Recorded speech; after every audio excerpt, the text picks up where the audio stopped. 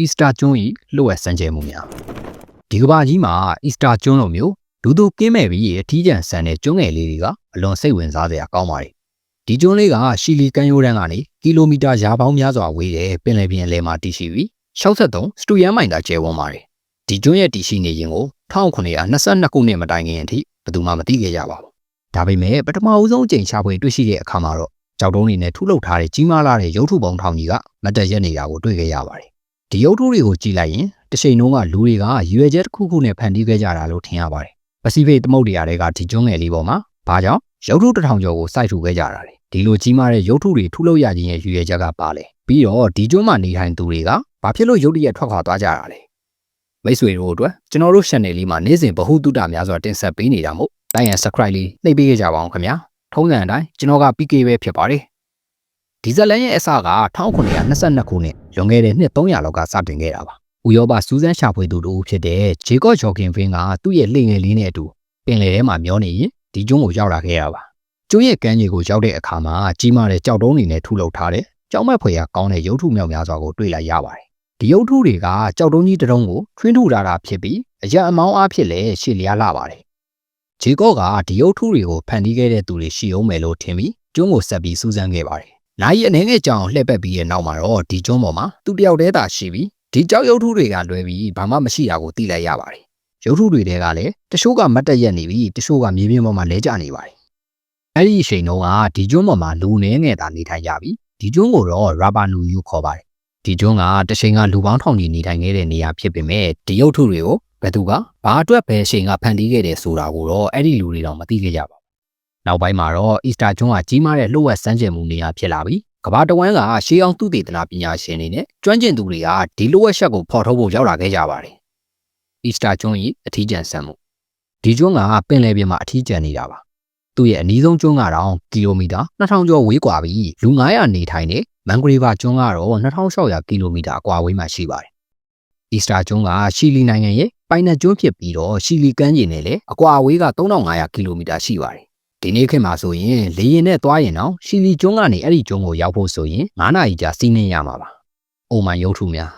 မြို့တစ်မျိုးရဲ့အရွယ်အစားလောက်ရှိတဲ့ဒီကျွန်းပေါ်မှာကြီးမားတဲ့ရုပ်ထုပေါင်း1000ခန့်ရှိပါတယ်။အဲ့ဒီရုပ်တွေကိုအိုမန်လို့ခေါ်ပါတယ်။ရုပ်ထုတွေအားလုံးကပုံသဏ္ဍာန်ဆင်တူပြီးရှည်လျားတဲ့နှာခေါင်း၊ရှင်ထက်တဲ့မေးစီ၊ပြားရှက်တဲ့ဦးခေါင်းနဲ့ရှည်လျားတဲ့မျက်နှာသွင်ပြင်တွေရှိပါတယ်။အဲ့ဒီရုပ်ထုတွေမှာမျက်လုံးများရှိပြီးတချို့ကမျက်လုံးမပါပဲထုလုပ်ထားတာပါ။ကျွမ်းကျင်သူတွေအဆိုအရဒီရုပ်ထုတွေကိုလွန်ခဲ့တဲ့နှစ်900လောက်က73ရာစုနှစ်မှာတိစောက်ခဲ့တာဖြစ်ပါတယ်။ရုပ်ထုတချို့ကကျွန်းရဲ့ပတ်ပတ်လည်နယ်နိမိတ်မှာမတ်တက်ရက်နေကြသလိုတချို့ကလည်းမြေအောက်မှာထူးဆန်းစွာနစ်မြုပ်နေပါတယ်။2012ခုနှစ်မှာတူးဖော်မှုတွေပြုလုပ်ခဲ့ရမှာမြေပေါ်မှာခေါင်းပိုင်းမမြင်ရတဲ့ရုပ်ထုတွေကခန္ဓာကိုယ်ပါမြေကြီးအောက်မှာမြုပ်နှံထားတာကိုတွေ့ရှိခဲ့ရပါတယ်။ဒီရုပ်ထုတွေကအမြင့်ဆုံးရုပ်ထုက33ပေရှိပြီးခရီးသည်တင်ဘတ်စကားတစ်စီးရဲ့အရှည်နီးပါးရှိပါတယ်။အလေးချိန်အားဖြင့်လည်းကီလိုဂရမ်9000ခန့်ရှိပြီးဒီရုပ်ထုကိုရွှေ့ဖို့ဆိုရင်လူ900ကျော်လိုအပ်ပါတယ်။အံ့ဩစရာအကောင်းဆုံးကတော့တောင်ကုန်းတစ်ခုပေါ်မှာမပြီးစီးပဲထားခဲ့တဲ့ရုပ်ထုတစ်ခုပါ။ကျွမ်းကျင်သူတွေရဲ့တွက်ချက်မှုအရဒီရုပ်ထုရဲ့အမြင့်ဟာပေ80ရှိပြီးပြီးစီးသွားရင်တန်300ခန့်အလေးချိန်ရှိလာနိုင်တယ်လို့ဆိုပါတယ်။ရုပ်ထုများဖန်တီးခြင်းနဲ့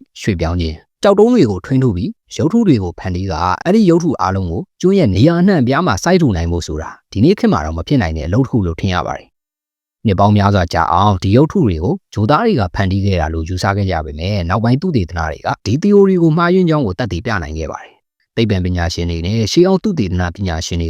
ကဒီကျွန်းပေါ်ကမီးတောင်ကနေထွက်တဲ့ကြောက်တုံးတွေနဲ့ပဲဒီရုပ်ထုတွေကိုဖန်တီးခဲ့တာဖြစ်ကြောင်းသက်သေအထောက်အထားများတွေ့ရှိခဲ့ကြတယ်။အဲ့ဒီကျွန်းပေါ်ကကြောက်တုံးတွေကိုစမ်းသပ်ဖို့အတွက်ရုပ်ထုရဲ့မျက်လုံးတစ်လုံးကိုဖန်တီးဖို့ကြိုးစားခဲ့ရမှာလေရှေးခေတ်ကကြောက်ထွင်းကိရိယာကိုသုံးပြီး3ရက်ကြာမှပြီးစီးခဲ့ပါတယ်။ကျွမ်းကျင်သူတွေရဲ့အဆိုအရရုပ်လုံးပေါ်ရုပ်ထုတစ်ခုကိုဖန်တီးဖို့အတွက်အလုပ်သမား12ဦးပါအဖွဲ့ကတစ်နှစ်ခန့်အချိန်ယူရမယ်လို့ခန့်မှန်းထားပါတယ်။မပြီးသေးတဲ့ရုပ်ထုတွေကိုကြည့်ပြီးကြီးမားတဲ့ကြောက်တုံးကြီးတွေကိုမြေပြင်ပေါ်မှာလှည့်ထားပြီးရုပ်ထုပုံစံဖြစ်အောင်ထုစစ်ပြီးမှကြောက်တုံးနဲ့ခွဲထုတ်ခဲ့တာလို့ကောက်ချက်ချခဲ့ပါတယ်။ဒါပေမဲ့ပြဿနာကအလေးချိန်များလွန်းတဲ့ရုပ်ထုတွေကိုမီးတောင်ဘက်ရှမ်းကနေကီလိုမီတာပေါင်းများစွာဝေးတဲ့ကျွန်းရဲ့နေရာအနှံ့အပြားကိုဘယ်လိုရွှေ့ပြောင်းခဲ့တယ်လဲဆိုတာပါ။ဒီရုပ်ထုတစ်ခုရဲ့အလေးချိန်ကစင်14កောင်နဲ့ညီမျှပါတယ်။ရန်တစ်လျှောက်မှာလဲကျနေတဲ့ရုပ်ထုတွေကိုလေ့လာကြည့်တဲ့အခါမှာလည်းတူညီတဲ့အချက်တစ်ခုကိုတွေ့ရပါတယ်။တောင်အောက်ကိုဆင်းနေတဲ့ရုပ်ထုတွေကမှောက်လျက်လဲနေပြီးတော့တောင်ပေါ်ကိုတက်နေတဲ့ရုပ်ထုတွေကတော့ပက်လက်လန်လဲကျနေတာကိုတွေ့ရပါတယ်။ဒါကိုကြည့်ချင်းအဖြစ်တော့ရုပ်ထုတွေကိုမတ်တက်အနေထားနဲ့ရွှေ့ပြောင်းနေစဉ်မှာလဲကျခဲ့တာလို့ယူဆပါတယ် ကျွမ်းကျင်သူတွေကဒီရုပ်ထုတွေကို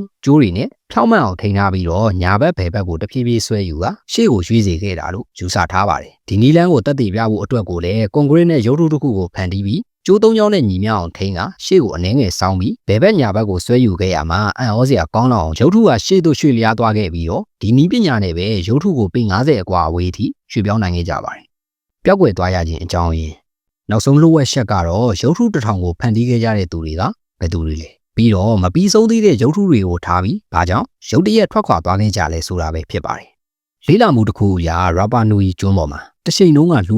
1950ခန့်နေထိုင်ခဲ့ကြတယ်လို့ဆိုပါတယ်သူတို့ကပိုလီနီးရှားလူမျိုးများဖြစ်ကြပြီးတော့ခရစ်နှစ်300ဝန်းကျင်လွန်ခဲ့တဲ့1900နှစ်ဝန်းကျင်ခန့်ကဒီကျွန်းကိုရောက်လာခဲ့ကြတာပါအံ့ဩစရာကောင်းတာကအဲ့ဒီအချိန်တုန်းကဒီကျွန်းကအခုလိုမဟုတ်ပဲတစ်ပင်တွေထူတဲ့တော်ကြီးတစ်ခုဖြစ်နေတာပါဒီကျွန်းပေါ်မှာအမျိုးအစား25မျိုးကွဲပြားတဲ့ဝတ်မုံတွေရဲ့တက်တဲ့အထောက်အထားများကိုလည်းတွေ့ရှိခဲ့ရပြီးအများဆုံးကတော့ထမ်းမင်ရဲ့ဝတ်မုံများဖြစ်ပါတယ်ဒါဆိုရင်မေးစရာရှိတာကအဲ့ဒီတော်ကြီးကဘယ်ရောက်သွားခဲ့တာလဲသူတေတီများကတော့နှစ်ပေါင်း1900ကာလအတွင်းမှာပဲတော်ပြုံးတိမှုအကြီးအကျယ်ဖြစ်ခဲ့တယ်လို့ယုံကြည်ကြပါတယ်ဒီကျွန်းကိုရောက်လာတဲ့သူတွေကလယ်သမားတွေဖြစ်တဲ့အတွက်တော်တွေကိုရှင်းလင်းပြီးစိုက်ပျိုးရေးအတွက်ရင်းနှီးရလိုအပ်ခဲ့တာကြောင့်လည်းဖြစ်နိုင်တယ်လို့ဆိုထားပြီးအဲ့ဒါအပြင်ကမှကြီးမားတဲ့ရုပ်ထုတွေကိုရွှေ့ပြောင်းရမှာလေလွယ်ကူစေဖို့အတွက်ကိုလေတော်တွေကိုဖျက်ဆီးခဲ့တာဖြစ်နိုင်တယ်လို့သုံးသပ်ထားကြပါတယ်တော်ပြုံးတိမှုအကြီးအကျယ်ဖြစ်လာတဲ့အခါမှာတဘာဝကေယစနစ်တစ်ခုလုံးပျက်စီးသွားခဲ့တယ်အစာပိုင်းမှာတော့ဘာမှမခံစားရပါပဲအချိန်ကြာလာတာနဲ့အမျှကျွန်းရဲ့မြေစီလာတွေကပျက်စီးပြီးစိုက်ပျိုးဖို့မဖြစ်နိုင်တော့ပဲအစာအစာတွေရှားပါလာခဲ့ကြပါတယ်ဒီလိုရှိနေတဲ့အကြောင်းကျွန်းပေါ်မှာနေထိုင်သူတွေကအရှင်းရှင်းတိုက်ခိုက်မှုတွေစတင်ခဲ့ကြတယ်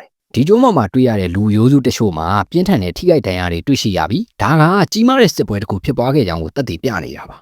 အမျိုးသမီးဥယျာဉ်နေပါလာမှုကြောင့်လေလူဦးရေကတဖြည်းဖြည်းကျော်နေလာပြီးနောက်ဆုံးမှာတော့အသက်ရှင်ကျန်ရည်သူတွေကဒီကျွန်းကိုဆွန့်ခွာကကြီးမားတဲ့ဘီသူကလက်ရာတွေကိုထားခဲ့ပြီးထာဝရထွက်ခွာသွားခဲ့ကြပါတယ်ဒီနေ့ခေတ်မှာတော့အီစတာကျွန်းကကြီးမားတဲ့ခရီးသွားဆွဲဆောင်မှုတစ်ခုဖြစ်နေပြီးဒီလိုအရာမှကြောက်ရွံ့ကြီးတွေကိုမြင်ရတဲ့အခါမှာလေလွန်ခဲ့တဲ့1900နှစ်ဝန်းကျင်ကလူသားတွေဖန်တီးခဲ့တယ်ဆိုတာကိုယုံကြည်ဖို့လည်းခက်ခဲပါတယ်ဒီရုပ်ထုတွေကိုဘာသာရေးရည်ရွယ်ချက်နဲ့ဖန်တီးခဲ့တာလားဒါမှမဟုတ်တခြားရည်ရွယ်ချက်နဲ့ဖန်တီးခဲ့တာလားဆိုတာကိုတော့ theory အမျိုးမျိုးရှိနေပေမဲ့အမှန်တရားကိုတော့အခုချိန်ထိဘယ်သူမှမသိနိုင်သေးပါဘူးအခုလိုဗီဒီယိုလေးကိုအဆုံးထိကြည့်ရှုအားပေးကြလို့ကျေးဇူးတင်ပါတယ်နောက်ဗီဒီယိုတွေမှာထပ်တွေ့ကြပါမယ်ခင်ဗျာ